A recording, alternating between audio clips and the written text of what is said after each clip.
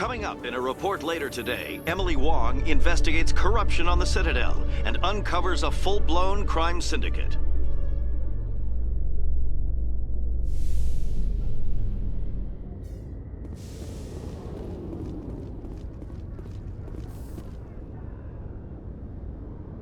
I've got big news for you, Shepard. Captain Anderson is stepping down as commanding officer of the Normandy. The ship is yours now. She's quick and quiet, and you know the crew. Perfect ship for a Spectre.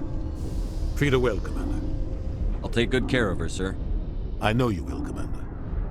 I want the truth. Why are you stepping down, sir? You needed your own ship. A Spectre can't answer to anyone but the Council. And it's time for me to step down. Come clean with me, Captain. You owe me that much. I was in your shoes 20 years ago, Shepard. They were considering me for the Spectres. Why didn't you ever mention this? What was I supposed to say? I could have been a Spectre, but I blew it? I failed, Commander. It's not something I'm proud of. Ask me later and I'll tell you the whole story. For now, all you need to know is, I was sent on a mission with Saren, and he made sure the Council rejected me. I had my shot. It came and went. Now you have a chance to make up for my mistakes. I won't let you down, sir. Saren's gone. Don't even try to find him. But we know what he's after. The conduit. He's got his Geth scouring the Traverse looking for clues. We had reports of Geth in the Pharos system shortly before our colony there dropped out of contact, and there have been sightings around Noveria. Find out what Saren was after on Pharos and Noveria. Maybe you can figure out where the conduit is before he does. The Reapers are the real threat. I'm with the Council on this one, Shepard. I'm not sure they even exist. But if they do exist, the conduit's the key to bringing them back. Stop Saren from getting the conduit, and we stop the Reapers from returning. I'll stop him. We have one more lead. Matriarch Benezia, the other voice in that recording. She has a daughter, a scientist who specializes in the Protheans. We don't know if she's involved, but it might be a good idea to try and find her. See what she knows. Her name's Liara, Dr. Liara Tassoni. We have reports she was exploring an archaeological dig on one of the uncharted worlds in the Artemis Tau Cluster. Sounds like we should head for the Artemis Tau Cluster. It's your decision, Commander. You're a Spectre now. You don't answer to us. But your actions still reflect on humanity as a whole. You make a mess and I get stuck cleaning it up. I'll try not to make things any harder on you, Ambassador. Glad to hear it, Commander. Remember, you were a human long before you were a Spectre. I have a meeting to get to. Captain Anderson can answer any questions you might have.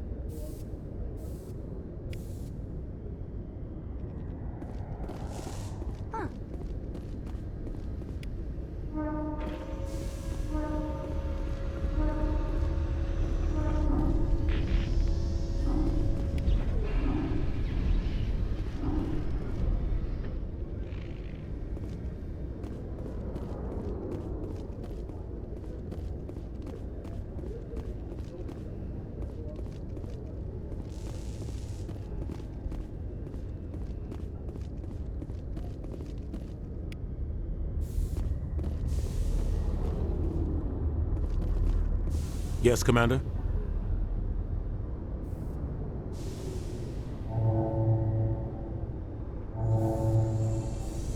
Any extra intel you can give me on our colony at Pharos? The entire planet used to be one giant Prothean city. Mostly ruins now. But some of the infrastructure is still intact. The colony tried to build on what the Protheans left behind. We lost all contact with them when the Geth attacked. What do you know about the Artemis Tau Cluster? Not much. I've never been there myself. A handful of systems with a few small, uncharted worlds, but no real colonies. Might not be easy finding Dr. Tassoni out there. My advice is to look for the world with the Prothean ruins. What can you tell me about Noveria? Noveria's trouble. Always has been. The whole planet's basically a center for corporations to conduct illegal research. Watch your back there, Shepard. Spectres are about the only form of Citadel authority Noveria respects. But they aren't popular. What do you know about Armiston Baines? Where did you hear that name? Never mind, I don't want to know. Baines is dead. Has been for quite some time. The people I spoke with seemed to think he was still alive. It's not common knowledge. Military's keeping it under wraps. Baines was doing some high-level work for the Alliance. Stuff even I wasn't aware of. One day he turns up dead on a drifting scout ship. Everyone suspects it was foul play, but it was never officially investigated. What can you tell me about the ship? I don't know much about it. You should talk to Admiral Kahoku. One of his crews discovered Baines' body. I spoke to Kahoku. He never brought it up. You should mention Baines the next time you see him. See if he'll tell you anything. Is there anything else, Commander? How are you holding up? Honestly, this isn't how I pictured my career coming to an end. Pushing papers really isn't my thing, but you're the one who can stop Saren. I believe in you, Shepard. If that means I have to step aside, so be it. Tell me what happened with you and Saren 20 years ago. It's close to 20 years ago now. Ambassador Goyle was our representative here on the Citadel. Like Udina, she wanted to get a human into the Spectres. She chose me. The Council sent Saren to keep an eye on me and evaluate my performance, just like they sent Nihilus to keep tabs on you. I think I deserve the whole story. We had intel on a rogue scientist being funded by Batarian interests. He was trying to set up a facility to develop illegal AI technology out in the Verge. Alliance intel had done all the work, but the Council wanted a Spectre involved. We compromised. I was assigned to help Saren in his investigation. We tracked the scientist to a refining facility on Kamala. He was hidden away somewhere inside, protected by an army of Batarian mercenaries. The plan was simple. Sneak into the plant, capture the scientist, sneak back out. Quick, quiet, and a minimum of bloodshed. I'm guessing things didn't go as planned. Saren and I split up to cover more ground. Then about halfway through the mission, there was a massive explosion in the refinery core. Officially, it was ruled an accident, but I think Saren detonated it on purpose to draw off the enemy guards. How many casualties? The explosion tore the refinery to shreds. The whole place was on fire. Black chemical clouds poured out into the atmosphere. Nobody inside survived. There was a camp for the workers and their families nearby. Between the fires and the toxic fumes, the final death count was over 500. Mostly civilians. Saren didn't care. The target was eliminated, mission accomplished, and I ended up taking the blame. That ended all talk of me joining the Spectres. Saren caused the explosion. How'd he pin it on you? In his report, Saren accused me of blowing his cover. He said it was my fault the guards were ready for us. He claimed that's why it turned into a massacre. Saren's report was all the proof the Council needed to kill my chances of becoming a Spectre. Don't blame yourself, Captain. I don't. I blame Saren. I think he wanted things to go bad. He was looking for an excuse to blow that refinery. Maybe he just likes the violence. Maybe he was just trying to make me look bad to keep humans out of the Spectres. If so, he pulled it off. Why'd you let him get away with it? Who do you think the Council was going to listen to? Me? Or their best agent? I had a bad feeling about him right from the start. I should have been more careful. Maybe I could have stopped things before they got out of hand. Don't blame yourself, Captain. I don't. Maybe he just likes the violence. Maybe he was just trying to make me The look only thing bad. I care about is stopping Saren. You're right, Commander. It's no good living in the past. I should go. I'll be here if you need anything.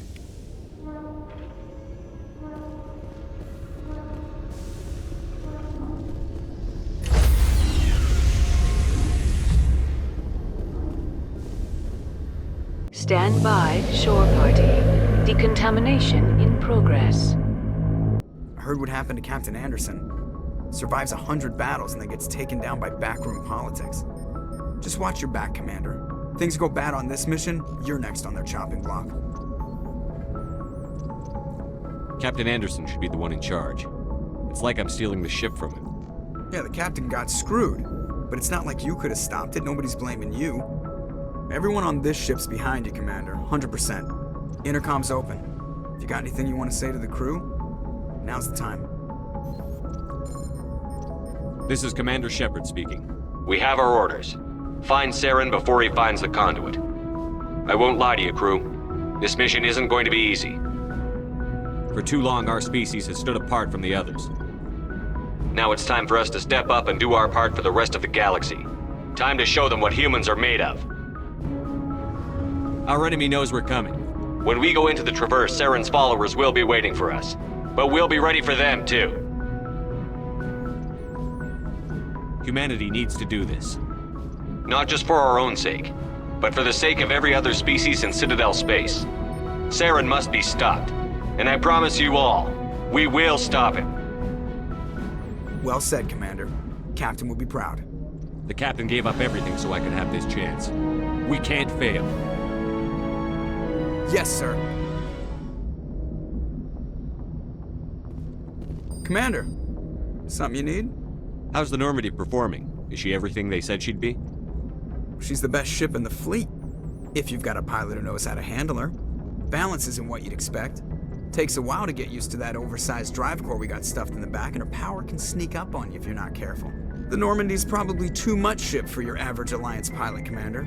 Lucky for you, I'm anything but average. I like to know my crew. Mind if I ask you a few questions? I can see where this is going. You did a background check on me, didn't you? Well, I'll tell you the same thing I told the captain. You want me as your pilot. I'm not good. I'm not even great. I am the best damn helmsman in the Alliance fleet. Top of my class in flight school, I earned that.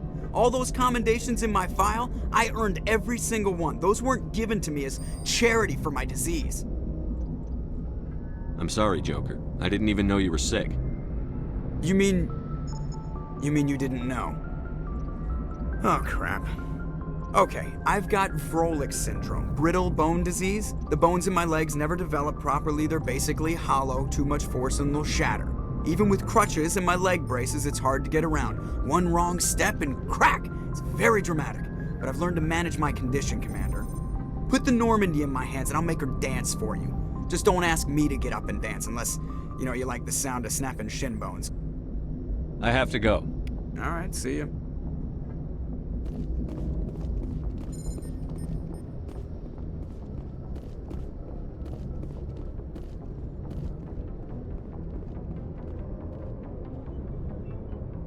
If anyone has to take over for Captain Anderson, I'm glad it's you. I'm not sure about having non-humans on our ship, though. We're all on the same team here, Presley. With all due respect, sir, that's what they said about Nihilus. Look how that turned out. I'm in charge here, Presley. I decide if we have non-humans on this vessel. Yes, sir. Understood, sir. Carry on, Presley. Yes, sir.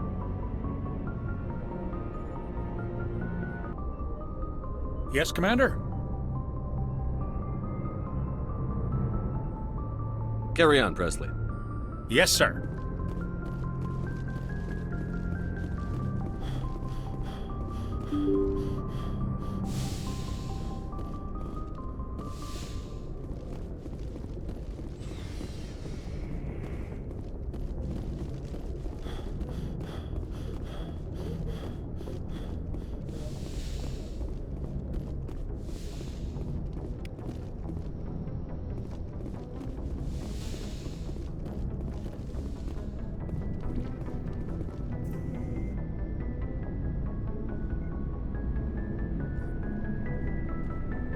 Anything you need, Commander? Just trying to get a sense of where the crew's at. Thoughts? I've wasted enough of your time for now, Commander. We'll have time for personal debriefings later. What's your opinion on the last mission? I don't see how we could have done things any better. At least not without getting to Eden Prime sooner. And we were on the scene faster than any other Alliance ship could have been. We'll talk another time, Lieutenant. Commander?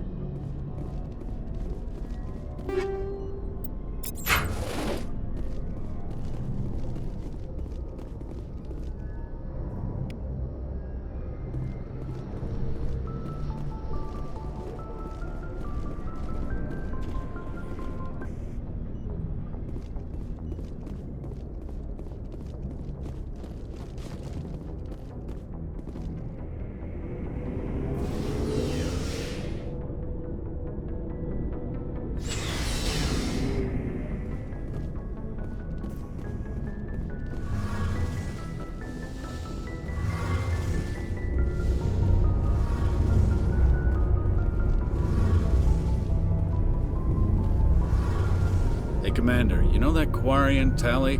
She's been spending all her time down here asking me about our engines. I'll tell her to leave you alone. What? No, she's amazing. I wish my guys were half as smart as she is. Give her a month on board and she'll know more about our engines than I do. She's got a real knack for technology, that one. I can see why you wanted her to come along. I figured she'd be a real asset to the team. You've got an eye for talent, Commander, but I'm guessing that's not why you came down here. Fill me in on the IES stealth systems. How does it work exactly? You can't hide a ship out in space. They emit too much heat and radiation, too easy for sensors to pick them up, unless you find a way to capture those emissions. So our stealth systems trap the energy we give off in storage sinks built into the ship itself. No emissions to give away our location. Eventually the sinks have to be vented. More than a few hours silent running and they overheat. Cook us inside our own hull. There's no way for anyone to detect us? A visual scan can still pick us up. Anyone looking out a window can see us plain as day. But you have to be pretty close to get an actual visual out in space. Most vessels rely on scanners. As long as the stealth systems are engaged, they can't see us. Not unless we accelerate to FTL speeds. Why doesn't it work with faster-than-light travel? Cranking up to FTL blue shifts our emissions, pushes them into frequencies too high to capture in the sinks. As soon as we make the jump, it's like setting off a flare. Sensors can pick up our location whenever we enter or exit FTL flight, but for short-range missions, our stealth systems are amazing, and we've got the only one. Where else have you served, Adams? If you name a class of Alliance ship, I've probably served on it. Everything from dreadnoughts and carriers right down to frigates like the Normandy. My last assignment was on the Tokyo, only a cruiser, but she was a good ship. Couldn't hold a candle to the Normandy, though. I want to know more about the Normandy. She's the best ship I've ever served on, probably the fastest vessel ever designed. And she's the only one using the new Tantalus drive core. What's so special about the Tantalus drive core? Proportionally, it's about twice the size of any other vessel. Not only are we faster, we can run at FTL speeds longer before we have to discharge the core. Carry on, Adams. Aye, aye, Commander. Your ship's amazing, Shepard. I've never seen a drive core like this before. I can't believe you were able to fit it into a ship this small. I'm starting to understand why you humans have been so successful. I had no idea Alliance vessels were so advanced. The Normandy's a prototype. Cutting-edge technology. A month ago, I was patching a makeshift fuel line into a converted tug ship in the flotilla. Now, I'm sitting on board one of the most advanced vessels in Citadel space. I have to thank you again for bringing me along. Traveling on a vessel like this is a dream come true for me. I had no idea you found ship technology so interesting. It comes with being a Quarian. The migrant fleet is the key to the survival of my people. Ships are our most valuable resource. But we don't have anything like this. We make do with cast-offs and second-hand equipment. We just try to keep them running for as long as we can. Some of the fleet's larger vessels date all the way back to our original flight from the Geth. I can't believe your fleet's still using ships that are 3 centuries old. They're constantly being repaired, modified, and refitted. They aren't pretty, but they work. Mostly. We've tried to make ourselves as independent as possible on the flotilla, grow our own food, mine, and process our own fuel. But some things we just can't make on our own. A patch to maintain the hull integrity requires raw materials we just don't have. That's why our pilgrimages are so important. Tell me about your people. Our lives aren't easy. Resources are scarce, and we are constantly on the move. Everything we do must in some way contribute to the continuation of the migrant fleet. There are 17 million Quarians in the flotilla, and each of us relies on the others for survival. The bonds among my people are strong. Unfortunately, we have had to surrender many of the freedoms and civil liberties other species take for granted. What kind of freedoms? Well, it's illegal for parents to have more than one child. If our population grows too much, it would strain our resources to their breaking point. Of course, we also can't allow our numbers to become too few. If our population is in decline, the rule against single births is temporarily repealed. In extreme cases of population decline, incentives are even offered to encourage multiple births, though the Conclave hasn't had to take such measures in nearly a century. That's your government. The Conclave is our civilian branch of government. Each ship can elect a representative to serve on the Conclave and make decisions that affect the fleet as a whole. On matters that affect an individual ship, however, the captain has the final say. It's a tradition that dates back to the early days, when the fleet was governed by martial law. Fortunately, most captains nowadays are smart enough to have an elected council from their crew to give them advice and guidance. So the ultimate power rests with elected officials. In practice, the Conclave and the respective council for each ship tend to set the rules that govern our daily lives. But in theory, we are still under military jurisdiction. The 5 top-ranking military officials in the fleet serve on the Admiralty Board. These 5 have the power to overrule any decision by the Conclave in case of emergency. To do so requires unanimous agreement among the Admiralty, and they can only do this once. After that, the entire board must resign their posts. It's a safeguard that served us well. In nearly 3 centuries, the Admiralty Board has only overruled the Conclave 4 times. I want to know more about the Geth. I doubt I can tell you anything you don't already know. It's been almost 3 centuries since they drove my people into exile. All I know is the story of their origins. What they were when we created them, and how they turned on us. Interesting. The Geth were originally created to serve as an automated manual labor force. Initially, their intelligence was as limited as any VI.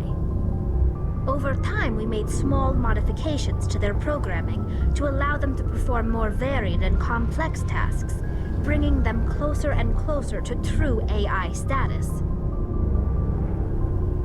How come the Council didn't step in and stop you? This wasn't true AI research. We may have been skirting the bounds of the law, but we never did anything that was actually illegal. The changes were so insignificant, so gradual, that we were able to control them. Or so we thought. But one thing we underestimated was the power of the neural network. 1 million Geth thinking simultaneously created an inherently unstable matrix. So, the Geth share brain power? Many of the Geth's logic systems were designed to work in concert with other nearby Geth. Basically, the more of them you have in a group, the smarter they are. So there's some sort of group consciousness? No, nothing like that. They cannot share sensory data or information. Their programming cannot handle that much simultaneous input.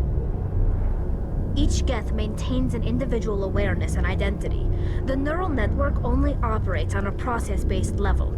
It's basically the synthetic equivalent of a subconscious. But when they're in close proximity, they can coordinate low-level functional processes, freeing up more capacity for original or independent thought. That doesn't make any sense. I'm probably oversimplifying. The Geth are incredibly advanced and complex creations. All you need to know is that they get smarter when they gather in large numbers. As we built more and more Geth, their effective intelligence became more sophisticated, more abstract. One day, a Geth began to ask its Quarian overseer questions about the nature of its existence. Am I alive? Why am I here? What is my purpose? As you can imagine, this caused a near panic among my people. I don't see what's so bad about those questions. The Geth were created to engage in mundane, repetitive, or dangerous manual labor. That's fine for machines, but it won't satisfy a sentient being for long. The Geth were showing signs of rudimentary self-awareness and independent thought. If the Geth were intelligent, then we were essentially using them as slaves. It was inevitable the newly sentient Geth would rebel against their situation. We knew they would rise up against us, so we acted first. A general order went out across all Quarian-controlled systems to permanently deactivate all Geth. The Geth responded to this order violently. You can't blame them for fighting for their survival. We had no other choice.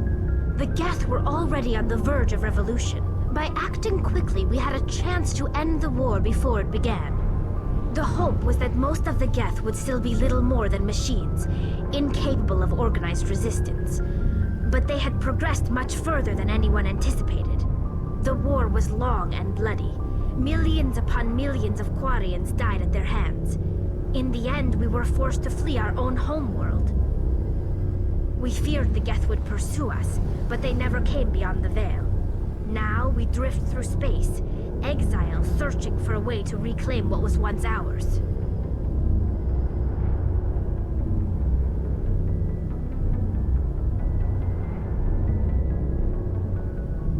I want to know more about the pilgrimage. When my people reach maturity, we leave our birth ships and seek acceptance with a new crew. It's necessary to maintain genetic diversity among the fleet. But no ship wants to accept someone who will be a burden on them. So, to prove our worth, we embark on a pilgrimage. We set out alone, leaving the flotilla and our families behind us. We only return once we have found something of value we can bring back to the fleet.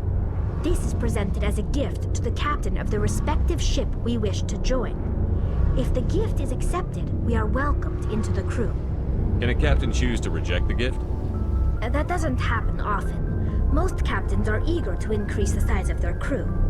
It increases their own standing in our society. Even when a gift is not particularly valuable, the captain usually accepts it out of a sense of tradition.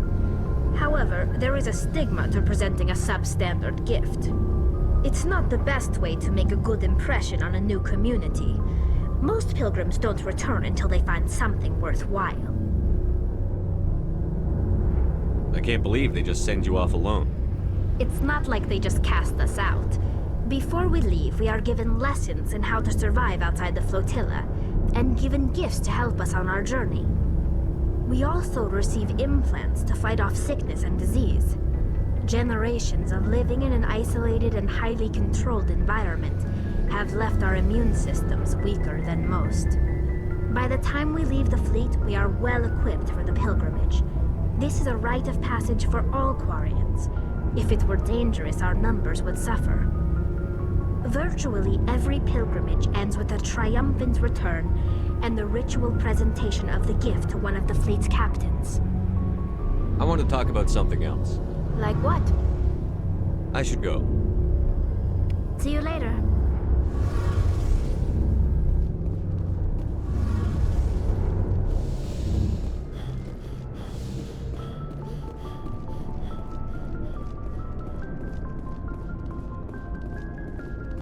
Thanks for bringing me on board, Commander. I knew working with a Spectre would be better than life at CSEC. Have you worked with a Spectre before? Well, no, but I know what they're like. Spectres make their own rules. You're free to handle things your way. At CSEC, you're buried by rules. The damn bureaucrats are always on your back. For the most part, the rules are there for a reason. Maybe. But sometimes it feels like the rules are only there to stop me from doing my work. If I'm trying to take down a suspect, it shouldn't matter how I do it, as long as I do it. But CSEC wants it done their way. Protocol and procedure come first. That's why I left. So you just quit because you didn't like the way they do things? There's more to it than that. It didn't start out bad, but as I rose in ranks, I got saddled with more and more red tape. CSEC's handling of Saren was typical. I just couldn't take it anymore. I hate leaving. I hope you made the right choice. I'd hate for you to regret it later. Well, that's sort of why I teamed up with you. It's a chance for me to get off the Citadel, see how things are done outside CSEC. Either way, I plan to make the most of this. And without CSEC headquarters looking over my shoulder, well, maybe I can get the job done my way for a change. If getting the job done means endangering innocent people, then no. We get the job done right, not fast. Got it? I wasn't trying to. I understand, Commander.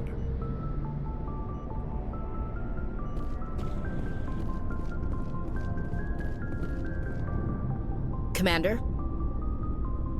What's your opinion on the last mission? Kinda wish you'd got there sooner, Commander.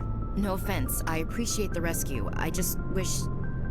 You wish we'd been able to save the rest of your unit? Yes, sir.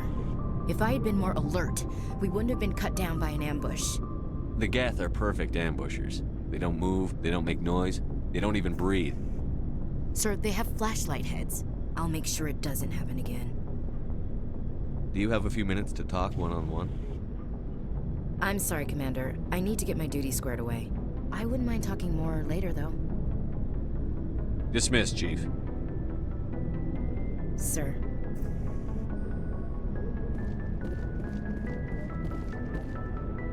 Nice ship you've got, Shepard.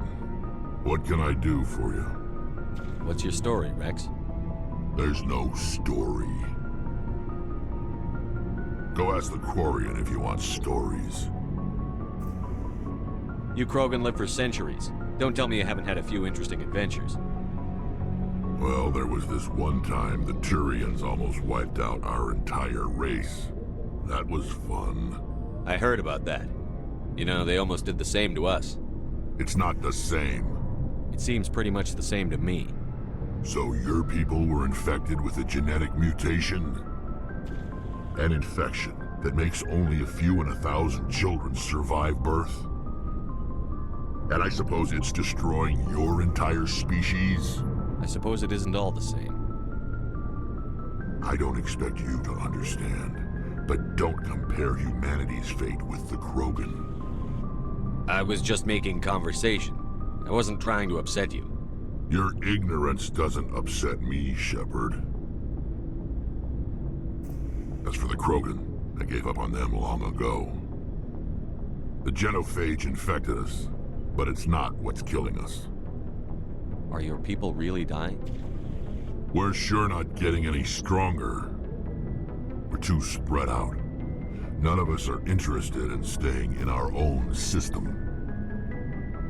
Lots of species have left their homes and prospered. But they go to colonize new worlds. We're not settlers. We're warriors. We want to fight. So we leave. Hire ourselves out. And most of us never go back. What can you tell me about the genophage? Ask the Solarians if you want details. They made it. All I know, it makes breeding nearly impossible. Thousands die in stillbirth, and most never get that far. Every Krogan is infected, every one. And no one's rushing to find a cure. Why don't the Krogan try to find a cure? When was the last time you saw a Krogan scientist? You ask a Krogan, would he rather find a cure for the genophage or fight for credits? He'll choose fighting every time. It's just who we are, Shepard. I can't change that. Nobody can. So long, Rex. Shepard.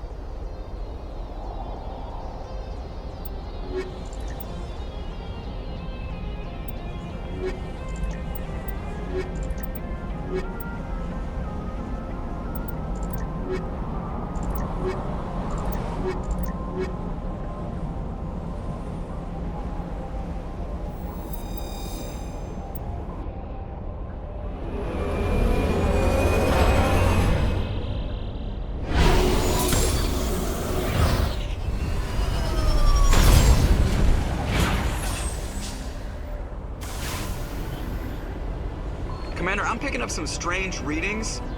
Really strange, like off the damn charts. It looks like it's coming from an underground complex a few clicks away from the drop zone.